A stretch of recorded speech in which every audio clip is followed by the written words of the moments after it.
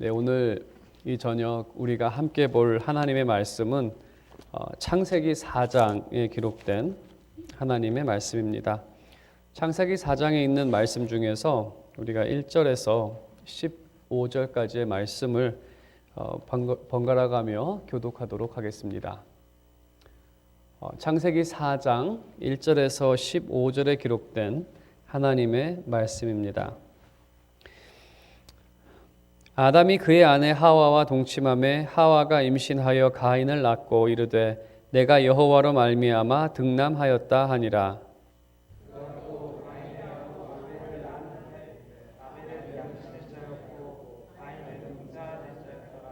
세월이 지난 후에 가인은 땅의 소산으로 제물을 삼아 여호와께 드렸고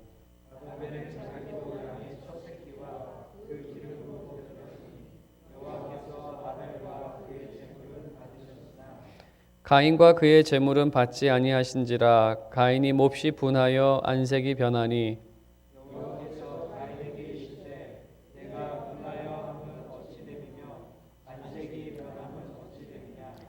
내가 선을 행하면 어찌 낯을 들지 못하겠느냐. 선을 행하지 아니하면 죄가 문에 엎드려 있으니라. 죄가 너를 원하나 너는 죄를 다스릴지니라.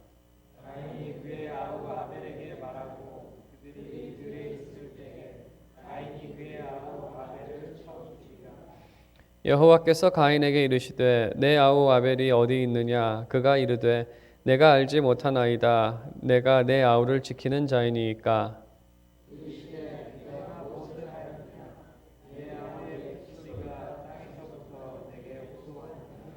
땅이 그 입을 벌려 내 손에서부터 내 아우의 피를 받았은즉 내가 땅에서 저주를 받으리니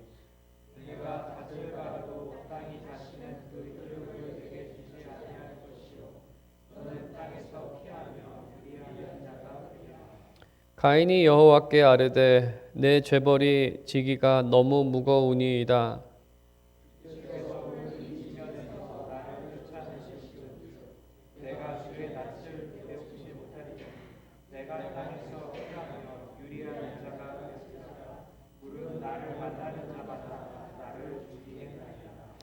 함께 읽겠습니다.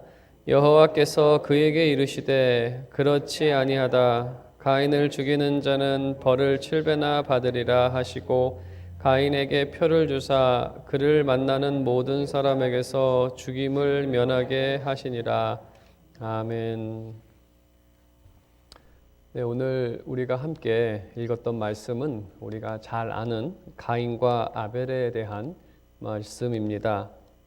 3장에서 시작된 죄가 확산되어져 가는 그러한 모습 가운데에서 죄는 오늘 말씀에 있는 것처럼 비극과 슬픔을 낳게 되는 그러한 결과를 맺습니다.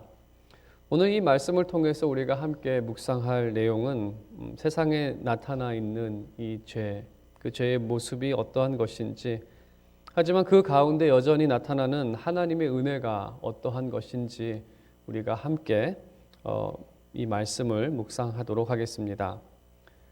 4장에 기록된 말씀은 아담과 하와가 자녀들을 출산하는 그러한 말씀으로 시작이 됩니다. 하와가 첫째 아이를 낳았을 때에 그 아이의 이름을 가인이라고 짓습니다. 그 의미는 갖게 되었다라는 것입니다. 남자를 낳았다라고 기뻐합니다. 그러면서 여호와 하나님의 도움을 언급합니다. 하나님께서 도우셔서 내가 남자를 출산했다라고 그렇게 고백을 합니다. 이 여호와의 도움을 여러 가지로 의미로 해석할 수 있지만 3장과 연결해서 그냥 평이하게 본다면 하나님께서 은혜를 주셔서 생명이 지속된다는 것을 그렇게 표현한 내용으로 우리가 이해하는 것이 가장 좋을 것 같습니다. 하나님께서 우리에게 고통이 있었지만 그래도 생명이 지속이 되어지고 자녀를 낳았고 또 그것이 지속되는 것. 둘째를 낳았을 때의 그 아들의 이름을 아벨이라고 짓습니다. 아벨이라는 말의 의미는 한숨으로 번역할 수도 있고 또 연기, 수증기, 안개, 잠시 있다가 쉽게 사라지는 그러한 뜻을 갖고 있습니다. 이 이름은 예시적 이름입니다. 이 말씀에 있는 것처럼 그냥 너무나 쉽게 안타깝게 사라져간 그러한 인물이죠. 이 두 형제가 성장을 해서 이제 각자 일을 하게 됩니다. 본문에 있는 것처럼 가인은 농부가 되었고 아벨은 목자가 되었습니다. 그리고 세월이 지난 후에 그들은 하나님께 제물을 드립니다. 각자의 소산을 하나님께 드립니다. 그리고 하나님께서는 아벨의 것을 받으셨고 가인의 것은 그 직역을 하면 쳐다보지도 않으셨습니다. 좋지 않게 생각을 하신 거죠. 이 이유에 대해서 여러 가지 해석이 있습니다. 왜 하나님께서는 그 아벨의 것을 받으셨을까? 히브리서 기자는 아벨이 믿음으로 그것을 드렸기 때문에 아벨의 것을 받았다라고 그렇게 말하고 있습니다. 그러한 히브리서의 내용을 가지고 생각해 본다면 크게 두 가지로 해석이 이렇게 좀 갈리긴 합니다. 두 가지 해석으로 보통 보는데, 첫 번째는 내용물의 차이 때문에 둘 다 양을 드려야 했지만 한 사람만 양을 드리고 한 사람은 그 곡식을 드렸기 때문에 내용물의 차이 때문에 하나님께서 받으시고 받지 않으셨다. 또 두 번째 해석은 정성의 차이 때문에 그렇다. 한 사람은 정성껏 드렸고 한 사람은 정성껏 드리지 않았기 때문에 하나를 받으시고 하나는 받지 않으셨다라는, 과연 내용물의 차이인가 아니면 정성의 차이인가? 우리 개혁주의에서는 칼빈은 이 본문에서 내용물의 차이로 보고 있습니다. 그는 죄인이 하나님께 나가기 위해 피를 통한 속죄가 필요하다라고 하면서 동물의 피로 제사를 드려야 하나님께서 그 사람을 받아주시기 때문에 아벨의 제사에는 피가 있었고 또 그 가인의 제사에는 피가 없었기 때문에 하나님께서는 피의 제사를 드린 아벨의 제사만 받았다라고 그렇게 해석을 합니다. 이것은 잘못된 가르침은 아닙니다. 하지만 본문이 그 가르침을 의도하고 있는가라고 묻는다면 조금 그 근거를 찾기가 좀 희박한 것 같습니다. 본문을 자세히 보게 되면 그들이 하나님께 드린 제물, 한국말로는 제물로 번역을 하고 있는데 그 단어는 히브리어로 민하입니다. 민하라는 단어는 레위기에서는 같은 단어를 한국어로 소제로 번역을 합니다. 그러니까 곡식을 드리는 제물이죠. 소제로 번역을 하고 그 민하라는 단어는 보편적으로 그 왕께 바치는 선물 또는 조공이라는 단어로 번역을 합니다. 그래서 그들이 드렸던 그것의 성격은 두 명 모두 이 선물, 민하를 드렸다라고 성경은 말하고 있습니다. 그러니까 선물을 드렸다는 거죠. 왕에게 나아갈 때 빈손으로 나가지 않고 선물을 들고 그들은 하나님께로 갔습니다. 하지만 이 아벨의 이 선물에는 하나님께서 받으시는 이 선물, 하나님께서 모든 것을 주관하시는 왕이라는 그 믿음의 고백이 있습니다. 나의 생명과 이 모든 것이 하나님께로부터 왔음을 인정하고 그것에 대한 감사로서 이것을 드렸다는 것입니다. 그것은 이러한 고백과 마음은 그가 하나님께 나아갈 때에 무엇을 어떠한 모습으로 드렸냐, 그 정성을 다하는 모습을 우리가 발견할 수 있습니다. 4절에 있는 것처럼 아벨이 드린 것은 가장 첫 열매죠. 첫 것을 드렸고 그 중에서도 이 기름 부위, 지금도 삼겹살이 한국 사람들은 아주 좋아하는 좀 기름이 있어야 좋지 않습니까? 잔칫날에는 기름기가 있는 것을 먹어야 좀 기분이 좋고, 당시에는 이렇게 기름기 있는 것을 먹지 못했기 때문에 기름이 있는 부위가 가장 귀한 부위입니다. 4절에서는 그 사실을 언급하고 있습니다. 양의 첫 새끼와 그 기름으로 드렸으더니 가장 귀한 것을 드린 것입니다. 하지만 이러한 아벨이 드린 그의 그 묘사에 비추어서 그 가인이 드렸던 것을 비춰서 본다면은 가인은 그냥 땅의 소산을 드린 겁니다. 그러한 차이가 있습니다. 본문적으로 봤을 때. 가인의 제물에는 이 아벨의 그 고백, 자신의 생명에 대한 감사, 이것을 주신 것에 대한 감사, 하나님이 모든 것을 주관하시고 함께 하신다라는 그 은혜에 대한 감사가 있었다라고 한다면, 가인의 제물에는 하나님에 대한 어떠한 고백이나 그러한 감사가 없다는 것입니다. 하나님을 어떤 주권자로 인정하지 않는, 하나님을 왕으로 인정하지 않는 사람은 하나님의 백성이 될 수가 없습니다. 그와 아무런 관계가 없습니다. 세상에 왕 없는 백성이 있습니까? 예수님을 왕으로 모시지 않는 사람은 주님의 백성이 아닙니다. 왕을 모시지 않는 사람이 어떻게 백성이 될 수가 있겠습니까? 예수님하고는 아무런 관계 없는 사람입니다. 그 사람은. 가인이 그러한 하나님을 하나님으로 인정하지 않는, 하나님을 왕으로 인정하지 않는 그의 모습, 그럼 과연 그는 하나님을 무엇으로 생각을 했을까? 우리가 이 가인의 모습을 통해서 이 종교인의 모습을 볼 수가 있습니다.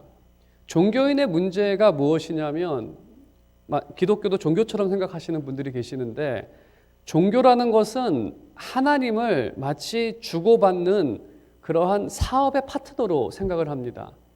내가 이만큼을 주면 당신이 이만큼을 나한테 주는, 그것이 바로 종교입니다. 내가 100일을 빌면 그것에 합당한 무언가를 받아야 하는, 내가 이만큼을 헌신을 하면 이만큼을 받아야 하는, 이것이 바로 종교인들의 생각입니다.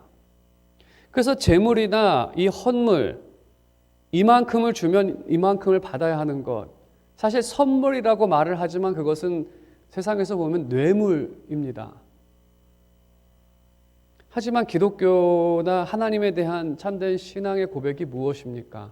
하나님은 나의 창조주시고 나의 구원자가 되신다는 것입니다. 그것을 인정합니다. 그것이 우리의 믿음입니다. 내게 있는 모든 선한 것, 내가 갖고 있는 이 생명, 나의 가족, 나의 재산, 나의 기술, 또 구속자 되신 하나님으로 인해서 내가 얻게 된 영생, 이 믿음, 이 모든 것들은 다 하나님께서 주신 것이다 라는 거죠. 우리가 하나님 앞에 무언가를 가지고 헌신을 하고 하나님 앞에 감사의 찬양을 드리고 우리가 헌물을 또 헌금을 드릴 때에 이 모든 선물들은 감사의 표현입니다. 하나님께서 나에게 주셨기 때문에. 그것이 바로 우리 기독교와 종교인의 차이인 것이죠. 그 선물에는 하나님이 나의 창조주가 되시고 구속자가 되신다는 그 고백이 담겨져 있습니다. 하지만 종교인이었던 가인에게는 아무것도 얻지 못한 그 하나님의 모습이나 받지도 않은 그 하나님의 모습에 대해서 분노를 했습니다. 내 것을 줬는데 왜 아무것도 안 주는 것보다 뭐라도 주는 게 더 나은 거 아니냐, 하나라도 줬으면 하나라도 이렇게 해야 되는 거 아니냐, 그런 생각입니다. 마치 하나님이 자기랑 어떤 파트너인 것처럼. 신약 시대에도 이러한 비슷한 부류의 사람들이 있었습니다. 바리새인들이죠. 그들은 일주일에 2번씩 금식하며 기도했고 길거리에 있는 사람들에게, 많은 사람들이 보는 앞에서 그들을 구제했고 많은 지식을 갖고 있었고 많은 헌물을 했던 그러한 사람들입니다. 예수님께서는 자신들을 칭찬하실 것이라 생각을 했습니다. 내가 이만큼 줬기 때문에 나를 칭찬하겠지. 하지만 그들은 책망을 받았고 그리고 결국 그들은 예수님을 죽였습니다. 뭔가 비슷한 전개가 일어났죠. 그럼 이제 이 가인의 분노에 대해서 우리가 함께 보겠습니다. 가인은 분노합니다. 부당하다는 거죠. 하나님께서 경고를 하십니다. 7절에 있는 것처럼 내가 선을 행하면 어찌 낯을 들지 못하겠느냐. 여기서 선이라는 것은 영어로 하면 이제 굿인데 그것을 번역을 선이라고 했는데 잘했으면 있죠. 너가 잘했으면. 그래서 뒷부분에 이렇게 말씀하십니다. 죄가 문에 엎드려 있으니라 죄가 너를 원하나 너는 죄를 다스릴지니라. 이 말씀의 의미는 이런 의미입니다. 죄를 짓게 만드는 그러한 마치 뱀의 유혹처럼 그 죄가 내 문 앞에 있다는 겁니다. 하지만 그 유혹에 넘어가지 말라는 것입니다. 너가 무언가를 지금 하고 싶은 그러한 유혹이 있지만 그것을 넘어서라, 그것을 이겨라 라고 명령하십니다. 하지만 가인은 죄에 넘어갑니다. 성경적인 표현으로 하면 죄에게 자신을 팔아버립니다. 왜 자신을 죄에게 팔았을까? 만족을 얻기 위해서. 만족을 얻기 위해서. 때로는 잘못된 것인지 알면서도 사람들은 그 죄에 자신을 팔아버립니다. 왜냐하면 그렇게 하면 자기가 무언가 만족을 얻을 수 있을 것이다 생각을 하기 때문에. 죄인의 습성이죠. 아무튼 만족을 얻기 위해 가인은 자신을 죄에 팔아버립니다. 하와가 그 뱀에게 그 죄를 범함으로써 자신을 판 것처럼 가인도 죄에게 자신을 팔아버립니다. 그리고 밭으로 동생을 부릅니다. 이게 너무나 슬픈 아주 비극적인 모습입니다. 이거를 영화로 만든다면은 동생입니다. 같이 자랐습니다. 동생은 형에게 잘못한 것은 아무것도 없습니다. 밭으로 부릅니다. 그 구절을 이제 히브리어로 보게 되면은 밭에서 그를 불렀더라. 이리 좀 와봐라. 불렀다라고 되어 있습니다. 아무것도 모르는 그 아벨은 형이 부르니까 거기로 갑니다.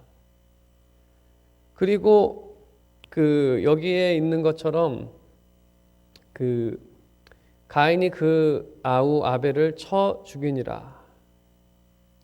여기서 이제 조금 번역이 조금 몇 가지 빠진 게 있는데 가인이 일어나서 그를 쳤더라라고 되어 있습니다. 다른 말로 하면 숨어 있다가 아벨이 오니까 일어나서 그를 쳤다는 겁니다. 아주 계획적이고 동생을 또 여기 본문을 쭉 보게 되면 그 동생이라는 아우라는 단어가 계속적으로 반복이 됩니다. 아벨, 네 아우가 어디 있느냐? 네 아우가 어디 있느냐? 네 아우가 어디 있느냐? 이 아우라는 말을 반복하는 것은 이 죄질의 심각성을 말하기 위해서 우리야 뭐 한두 구절 안 되니까 그냥 쭉 읽었을지 모르겠지만 정말 이거를 좀 깊게 생각을 해보면 본문은 이 죄의 심각성을 말하고 있습니다. 당시의 고대 근동에서 형제를 죽인다는 것은 이거는 정말 끔찍한 일입니다.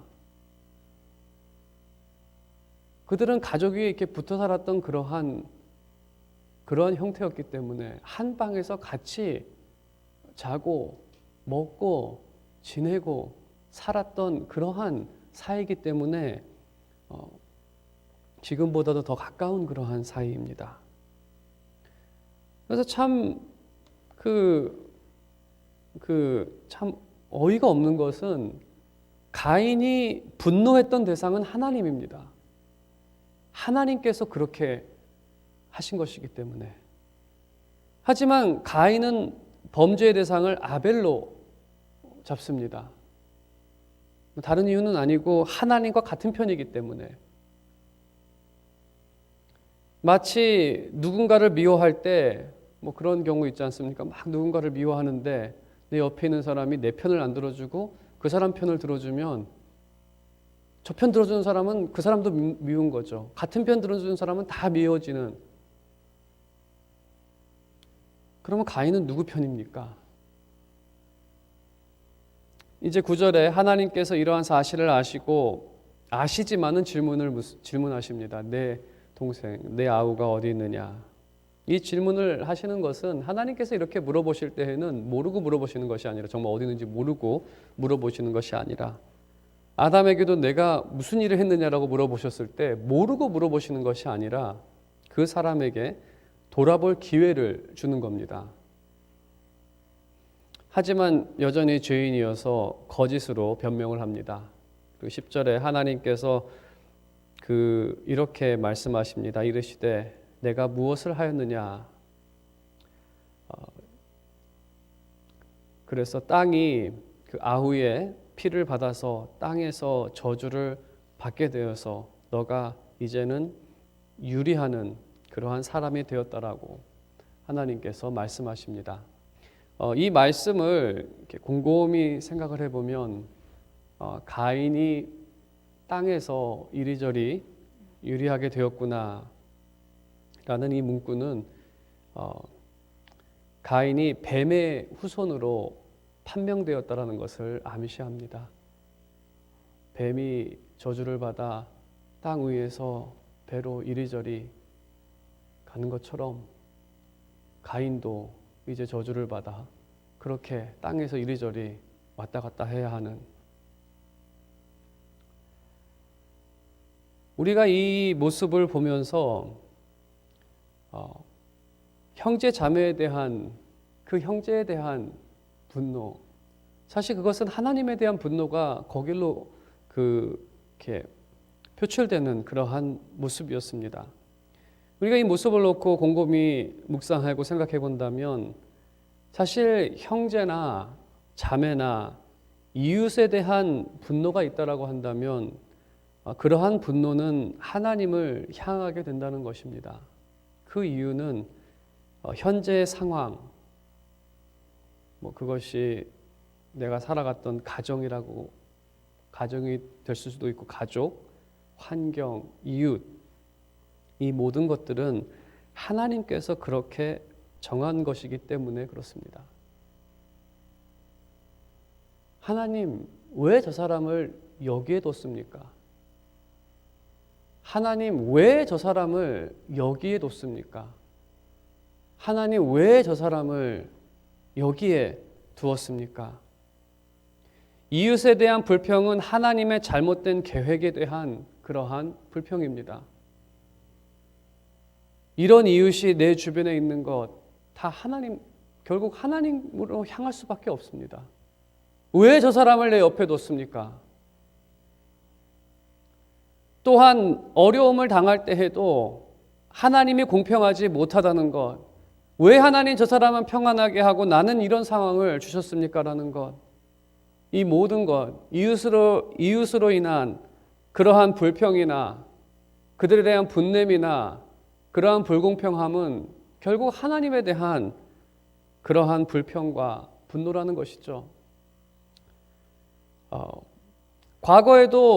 과거에 우리의 삶을 돌아보더라도 우리도 죄 아래 태어나 뱀의 자녀, 이러한 불평과 분노가 있었다는 것입니다. 우리는 그런 형제, 자매, 이웃을 미워하는 것을 당연하게 생각한 적도 있습니다. 내가 그들에 대해서 말하는 것, 불평하는 것, 헌담하는 것, 저주하는 것, 잘 못됐으면 좋겠다, 가다가 꼬꾸라졌으면 좋겠다라는 그러한 모든 것들, 그게 다 우리의 죄인된 그러한 모습에서 나타났던 그러한 모습들입니다. 야고보 사도가 그렇게 말을 합니다. 이웃에 대하여 저주, 형제에 대하여 저주하는 것, 그것은 하나님의 형상으로 지음받은 그 사람, 결국 하나님에 대한 저주라는 것이죠. 과거에 우리는 그들이 망하는 것을 바랬고 또 그들이 망하는 날이 왔을 때에는 흡족해 했었던 그러한 죄인된 인간의 모습이었었습니다. 그것이 과거 그 죄 아래 살아갔던 그러한 우리의 모습이고 또 지금 여전히 세상에서 나타나는 그러한 죄의 모습입니다. 이제 가인이 받게 될 그 형벌을 네 가지로 볼 수가 있습니다. 첫 번째는 아무리 열심히 밭일을 해도 늘 흉년을 맞는다는 것입니다. 밭은 원하는 것을 내지 못한다는 것. 두 번째는 하나님의 얼굴이 숨겨졌다는 것. 이 말의 의미는 하나님의 축복이 더 이상 없다는 것입니다. 하나님께서 얼굴을 비친다는 것은 하나님이 축복하신다는 것입니다. 세 번째로 그 곳에서 쫓겨나 방랑을 해야 된다는 것입니다. 당시에는 그 고대 근동은 다 이렇게 사람들이 한 부족씩 살았기 때문에 부족을 떠나면 아무런 보호를 받지 못합니다. 이제 그는 쫓겨나 방랑하고 그러한 이 도망자 같은 그러한 삶을 살아야 된다는 것이고, 네 번째로는 보호받지 못하기 때문에 살해될 위험과 두려움으로 살아야 된다는 것입니다. 이 네 가지 형벌을 생각했을 때 가인은 답답한 심정으로 여호와께 내 자신이 지기가 너무나 무겁다라고 그렇게 하나님 앞에 그 상황을 말합니다. 우리가 이 상황도 조금 깊게 생각을 해보면 가인의 그 말에는 회개는 없습니다. 자기 연민입니다. 회개를 한다면 자신이 한 행동에 대한 잘못을 인정하고 아벨에게 했던 그 일에 대해 사죄하고, 이것이 회개입니다. 하지만 죄 없이 죽은 아벨보다 그를 죽인 자신을 더 불쌍하게 생각합니다. 아벨이 불쌍한 게 아니라 지금 자기가 불쌍하답니다. 뉴스에서 이런 거를 하면 여러분 분노가 치밀어 오르지 않습니까? 누가 어린이를 죽인 살인범이 감옥 갈 생각하니까 두렵습니다라고 말을 한다면, 지금 형벌을 달게 받습니다라고 해도 그 화가 풀릴까 말까 한데, 아무런 죄 없는 그러한 아이를 죽여놓고선 그것에 대해서는 아무 생각도 없고 내가 형벌 받을 생각하니까 두렵습니다라고 하는 게, 가인은 죄 없는 자기 동생을 살인했습니다. 도저히 용서받을 수 없고 긍휼을 바랄 수 없었던 그러한 상황인 것이죠. 하지만 정말 기가 막힌 것은 하나님의 은혜입니다. 그 가인에 대해서 하나님께서 책망하지 않습니다. 네가 동생을 죽여놓고선 지금 네가 그 할 말이냐고 하지 않습니다. 그리고 하나님은 그에게 은혜를 베푸십니다. 긍휼을 베푸십니다. 그에게 표를 주십니다. 보호하십니다. 너를 죽이는 사람이 있다면 내가 7배나 그를 벌하겠다라고. 참 이게 너무 기가 막히지 않습니까? 사실 우리가 이러한 가인에게 내려진 그러한 긍휼을 봤을 때, 사실 하나님께서는 죄인된 우리에게도 동일하신 긍휼을 우리에게 베풀어 주셨습니다. 저주받아야 될 자에게 축복을 주셨고, 쫓겨나야 될 자를 반기셨던 그러한 하나님, 우리가 이러한 축복을 얻게 된 것은 당연히 우리가 잘 아는 복음 안에서, 그리스도 안에서 나타난, 그리스도로 인해서 받게 된 그러한 축복들입니다. 예수 그리스도께서는 이 가인을 통해서 그리스도를 한번 묵상해서 생각해 보았을 때, 주님은 정말 가인과 같은 죄인과 자리를 바꾸셨습니다. 우리가 그 형벌의 자리에 있어야 했지만 예수님께서는 그 죄인과 자리를 바꾸셨습니다. 우리가 십자가를 통해서 묵상되어지는 것은 하나님께서는 죄인된 우리에게 자신의 얼굴을 숨기셔야 했지만 하나님께서는 죄를 대신 지시는 그리스도로부터 자신의 얼굴을 숨기셨습니다. 버리셨습니다. 예수님께서는 성 밖으로 쫓겨나셨습니다. 예수님께서는 아무런 보호를 받지 못하고 죄인의 손에 죽임을 당하셨습니다. 바로 죄인이 당해야 할 그 모든 형벌을 예수님께서는 대신 지셨습니다. 왜? 그것은 가인처럼 우리도 죄인이었고 죄인이 받아야 할 그것을 대신 지셔서 우리를 사랑하시고 우리를 축복하시기 위해서 우리와 자리를 바꾸셨습니다. 그래서 우리가 이 사실을 놓고 다시 한번 우리의 삶과 하나님과의 관계를 생각했을 때 하나님께서 우리의 삶과 우리의 예배를 기쁨으로 받으시는 이유는 우리에게 무언가 하나님께 드릴 만한 좋은 것이 있어서가 아니라 하나님 그리스도 때문에 그렇습니다.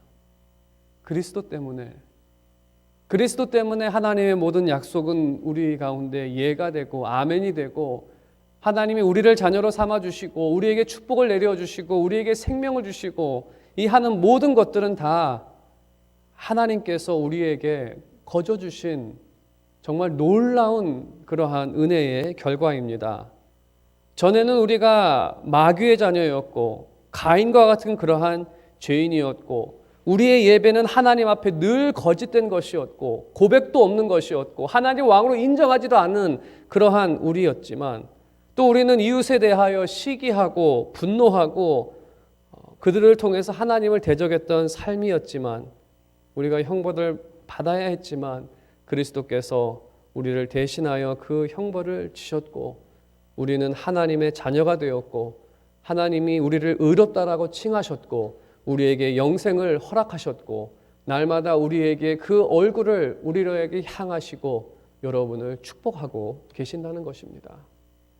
그래서 우리는 예수 그리스도 안에서 하나님께서 주신다라는 그러한 모든 축복 앞에 아멘으로 주시옵소서. 이제는 우리는 담대하게 하나님의 은혜의 보좌로 나아가 그 은혜를 얻을 수 있는 그러한 사람이 되었다는 것입니다. 그래서 전에는 그 가인의 자손이었지만 이제는 하나님의 자녀들이 되었다는 그 놀라운 사실이 바로 복음의 소식입니다.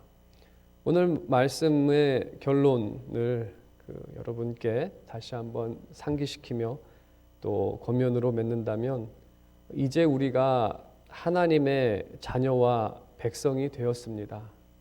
그것은 우리의 공로로 된 것이 아니라 그리스도께서 그리스도의 공로로 이미 완성된 것이기 때문에 이제는 그 어떠한 것도 하나님과 우리의 관계를 끊을 수 없습니다. 이제는 우리가 하나님의 자녀가 되고 백성이 되었으니 우리가 그분을 왕으로 모시는 것은 너무나 마땅합니다. 우리가 그분을 만나는 것은 우리 삶의 가장 큰 기쁨입니다. 그 긍휼하시고 은혜가 넘치시는 하나님을 생각할 때마다 우리는 날마다 입술에서 감사가 넘치고 기쁨이 넘쳐야 정상입니다. 이러한 복된 사실을 여러분의 삶 가운데 날마다 기억하시며 하나님께 영광 돌리고 그 놀라우신 은혜와 그 긍휼과 그 사랑을 찬양하며 또 많은 사람에게 전하며 살아가는 그러한 복된 여러분의 삶이 되시기를 주님의 이름으로 축원드립니다.